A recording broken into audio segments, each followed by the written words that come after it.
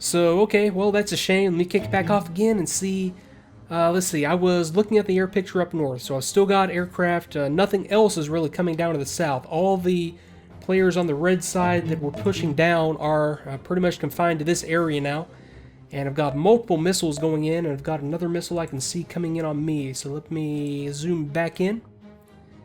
See how this is going to play out. Now, my guys have got to be getting low on weapons, and have got to start RTBing real quick. Let me see, Chosen, yeah, down to AIM-9Xs, and Chosen is actually RTB right now, or will be once it, yeah, that'll be a very high probability of evading this missile. Okay, Chosen 3, also down to AIM-9X, they'll be RTB. And let's see, about to get a missile resolution right here on this shot. That should be pretty good. That's a pretty much head-on shot. Yeah, that's, well, okay, 69% probability of hit. Yeah, got him, of course. Now, how are you guys doing on weapons? Okay, you still got some 120s. You are RTB, but that means that I'm now going to have those automatic replenishment aircraft from Carib getting airborne. Let me go to the air ops screen, see what all I have, either taxiing or getting airborne. Yeah, I've got 2 F-15s taxiing. I've got 4 F-16s taxiing to fill in the gaps here. Okay, so another missile coming down off the... Actually, coming in off of nothing. This missile should be... that just should be a complete no-guide right there. Assuming that's still a semi-active radar homing missile. Okay, I've got multiple AMRAAMs going in against these guys. They did get a missile launch off. Yeah, and that missile did no-guide or detonate or whatever it is that a Alamo does. I don't know if it detonates when it loses luck after a certain time, or if it just kind of goes a no-guide and just does nothing. Okay, that was a good hit on that one. Now let's go for the last one up here, Bogey 108. I should be getting a good hit. Yeah, he's turning into the missile for some reason. Well, actually, no, that's a pretty good evasion move, actually. Okay, turning into the missile just to try to make the missile lose. Let me see, that was spoofed by Chaff. That was a lucky spoof. Yeah, turning into the missile to make the missile run out of energy as the missile tries to pull lead on your aircraft. So this one is a hit. Had another missile in the air. That's going to be a no-guide because nothing is up there to guide it. And this will be a destruct on this AIM-120 because it's not... It's just kind of flying, looking for a target right now, but there's nothing out there for it to go after. So that's a lot of stuff that just went on. But yeah, that went actually very, very well. That was, well, I'd say that. I mean, we did lose one aircraft on our side. One of those F-16s on the Danish side did go down, but yeah, that was, what did it end up being? Like 12 on 8? Sukhoi 27s versus a mix of F-15s and F-16s, and I think that really came down to, more than anything else, just superiority when it came to the missiles. Active radar-guided missiles versus semi-active radar-guided missiles. The active, well, I mean, that's a broad general statement, but I mean, this is a case in point where the active radar-guided missile, the one that you can just launch, and in the case of a 120, like it's modeled here, you can pretty much just launch it, and you don't have to keep the target aircraft locked up. The missile is going to guide on the last known location of the enemy aircraft and kind of autonomously try to use its own radar to guide on it. And you saw that a lot of those evasions against the Red Air missiles were due to the Red Air aircraft either being destroyed or having to turn away so they couldn't keep their radar illuminating the target. So that was just a really not so much a superiority in aircraft, I mean just basic airframe and basic aircraft versus aircraft, but that was just a superiority in the type of weapon that we had. Now if that had been like an 80s battle, you know, with F-15s, with AIM-7 Sparrows against Sukhoi 27s with the Alamos, that would have been a vastly different story. So, okay, let me go ahead and take stock of the situation one more time. So, from up north, I've still got some bogeys airborne. No identification on these guys yet. Okay, these are up at 36,000 feet. These guys are 36,000 feet. These guys, 36,000 feet, so possibly more fighter aircraft. These are still just those MiG-29 cap aircraft, so I don't expect these two groups to come down south. I've got my F-15 groups. I've still got this group of 2 aircraft with 4 total AIM-120s. I've got another group right here with 4 AIM-120s. I've got F-16s on station still, 4 AIM-120s, and this is just a single ship. Do I leave them out there? Yeah, I'm going to leave that one out there because I'm going to have another group of F-16s going out there to join up, and this was the flight or the group that had one of the F-16s shot down. Okay, I've got these guys with 2 AIM-120s, so they'll stay on station. No, actually, that's just a single ship as well, because this one, Hammer 4, was RTB because it was out of AIM-120s, but you can see the other aircraft flights starting to get airborne and to augment the existing caps. Okay, so at this point, let me go ahead and hit it with just a little bit more time acceleration and see what's in store next. Okay, so you can see the air operations taking shape down here. The aircraft that are RTBing just kind of form up out there and land in sequence. Okay, now I've got something happening up here. It looks like these aircraft are coming down to the south and to the east in this case, and to the west in this case. Okay, so these guys are still up to the north. Okay, and at this point, I'm back to pretty much my initial setup with 2 ship caps on both flanks and 4 ship F-15s in the center. Okay, just had a pop-up right there, bogey 158, low level. Okay, kind of, well, lucky in that terrain to pick him up out of the ground clutter there. That's the beauty of the of that upgraded radar that we have on our E3 AWACS, the Magic Flight that we have down here. Okay, these guys are turning in to the area now, so let me keep an eye on this. Looks like they're just holding right there at that little point for now. I'm just going to let this run out at 5 times speed. And okay, let's slow it down right here. Okay, so back down to real time, and I actually had to reload from autosave right there. That's the second time that's happened to me where it's just kind of locked in 5 times acceleration. It probably has something to do with all this other software I have for sound recording and video recording running right now, but okay, anyway, let's see, had 2 groups coming in. Let's see if I have an identification. Okay, these are MiG-29 Fulcrum Charlies coming in.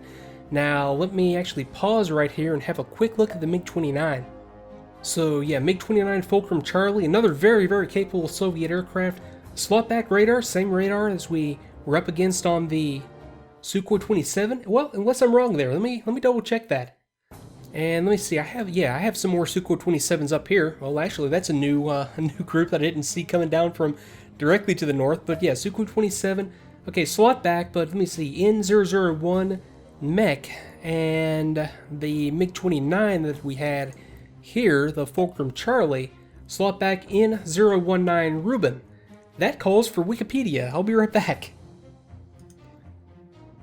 So these are just different variants of what is essentially the same radar. The mech, meaning sword in Russian, and the N001 radar was for the Sukhoi 27, and then the N019 Ruben radar was for the MiG-29 that were designed to have a lot of commonality with just enough changes made to integrate them into the different airframes. So if I go back to the MiG-29 page, I'm not going to have a picture of the radar itself, although I do have this good image right here, just a head-on shot of the radome where the radar is housed, and then the IRST, or IRST, infrared tracking device and targeting device you can see up there on the top of the nose, and also has that little laser rangefinder integrated into it. So yeah, that's very neat. And I've never really gotten into flying like the Sukhoi 27 or the MiG-29 and DCS. I mean, they have all these systems modeled, but yeah, I've never really gotten into that. And as far as the weapons loadouts we're going to be up against, it's still that combination of Alamo and Archer. So longer range semi-active radar homing, max range on these 45 nautical miles, and the shorter range Archer, which with any luck I won't even have to worry about at all. Now on these, since these are the Alamo Alphas, we do outrange them with the models of AIM-120s that we have. These are 45 nautical miles, max range, and I might have misspoke again. Let me check the Bravo model. So it was 45, yeah, these are 40, so the AIM-120 Bravos are outranged a little bit, but we do have a range advantage from the F-15s and the AIM-120 Charlies. So, let's see, there we have it. Now, there was this contact out here that's still at low level. That's the one that I picked up a little while ago, and I haven't made any kind of a determination, and I haven't even declared that one hostile. I'm not going to manually declare this one hostile. I want it to be completely automated, although the temptation is there. So let's go ahead and see what happens when we kick it off at real time again, and I might risk just a little bit of time acceleration just to get this engagement going. So just a quick burst. And no, not so much. It hung up on me again. I just reloaded from the autosave, which is very, very convenient. There are no autosaves in DCS. Sometimes I wish there were so that I could just kind of save a mission in the middle of it, go take a break and come back, you know, like the next day or something. But anyway, let's go ahead and let this play out more or less in real time. Okay, so at this point, I've got this group of F-15s engaging these Sukhoi 27s that are coming down from the north. Let me go ahead and zoom in just a little bit. Let me go ahead and declutter the map. I'll go ahead and turn off the air sensors at this point and just leave the weapons range rings up. And you can see that these F-16s are within the weapons ring of these MiG-29s and are about to be vice versa on the range for the F-16s. But they're not going to engage these MiG-29s until they come into the engagement zone, which they just did. And let's see, should be getting some missiles in the air here momentarily once they reach 40 miles, so that'll be coming up here in the next 10 seconds or so, I would imagine. And these guys should be turning to engage. I wonder why they're holding off for now. Now, same deal with these guys. Now, I've got MiG-29s coming in, and this is going to kind of stretch my forces a little bit thin, not as thinly as they were stretched last time, but it's more of like an individual instead of each group kind of supporting the other. Like I had envisioned this, it'll be a fight up here to the north, a fight to the west, and a fight to the east. Okay, so got missile launches off of these F-15s, Charlie 7s going against these Sukhoi 27s. And I don't see any missiles in the air, or I haven't detected any missiles in the air, and I think that'll just be a visual acquisition at that point. Once if these Sukhoi 27s even fired, they might actually be set kind of like I've set my aircraft to only fire once they're within a more optimum range. But, okay, that'll be at least 4 AIM-120s in the air against these guys. Now, how's that?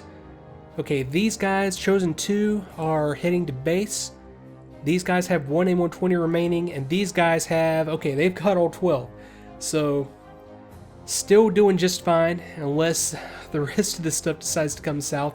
Actually, this might get a little bit dicey up here to the north if the timing works out incorrectly. If these guys push down to the south, this might overwhelm these F-15s, depending on the rolls. Okay, now my eastern F-16s are turning to engage, finally, on these MiG-29s. They've been inside the prosecution zone for a little while now. And we're about to get some resolution on these missile shots. So I've got a missile launch off of this Sukhoi onto my F-15s. But I don't think it's going to do you much good because I've got a pretty good chance of taking these guys out right now. Okay, one down. Okay, final probability of hit, 56% on that one. Good hit. And miss on that one. 77%, roll to 79. Okay, fair enough. So plenty more missiles where that came from. So this group is firing 2 of its remaining AIM-120s. And this group has a whole bunch of AIM-120s going in against these MiG-29s. And yeah, again, there's a good illustration of the beauty of the AIM-120. You don't have to keep it helps, but you don't have to keep the target illuminated with your radar. You can fire the missile, and then once the missile gets kind of into a acquisition range based on where its INS says the aircraft it was fired against is, it's going to go active with its own radar right about... Okay, well, I guess it didn't. Although it did, I just didn't see it here on the map. Oh, that's right, because I turned that feature off, but they did go active right there. I turned the sensor range rings off. That's why I didn't see the radars pop up. But okay, that was one good kill on that MiG, and that MiG did not get a good hit. I've got another. Okay, I've got this guy turning back around to engage now. So yeah, what these 16s are doing is they're just maintaining separation. They don't want to get in there in close against a MiG-29. Wisely, don't want to mix it up with a MiG-29, just due to the capabilities that the Soviet aircraft inherently have close in. Now, one of the features of that AA-11 that I didn't mention it was that it has a very good high off-bore side capability. It can turn on a dime, has like thrust vectoring, almost like exactly like the AIM-9X has. And what really sets it apart, though, is that the pilots have a helmet-mounted queuing system type setup where, okay, Craven 3 was hit. So that was actually, yeah, AA-10 Alamo A, final probability 34. And again, they got a good hit on that one. But yeah, the Soviet pilots can, or Russian pilots, or the Red Air pilots, I'll call them that, can target an aircraft without having their radar looking at them, or without pointing the aircraft directly at our aircraft. Now, we do have the AIM-9X, so I think I might have just invalidated all that statement about them having the advantage. The AIM-9X has a very good high outboard side capability on the US side, or in this case, the NATO side, since, yeah, the Danish F-15s have the AIM-9X as well. But in either case, if you can keep it beyond visual range against the Soviet aircraft, that's the way to go. Okay, more AIM-120s against these guys, more AIM-120s against these guys, with another Alamo coming in. Let me see how the rest of the picture is shaping up. Let me zoom back out real quick. Okay, still got this unidentified contact. Got a new bogey up here, unidentified, low level, 200 feet out over the sea. I know they're hostile, but I'm not going to designate them this, so I'm going to let the AI make that determination on their own. Got another MiG-29 up here, another one right here, and right here, so I think it's shaping up. I think this is going to be okay. I was afraid there for a second that my F-15s were going to get overwhelmed, but I don't think that's going to be the case now. And if that were the case, I still have down at Carup at least 2 aircraft. Yeah, disbound. I had them just as a reserve, just in case everybody just kind of completely folds, or just in case I need to get more aircraft airborne on just a moment's notice. I also have disbound flight, but I don't think I'm going to need them. I think this is working out okay, although I have lost 2 F-16s at this point.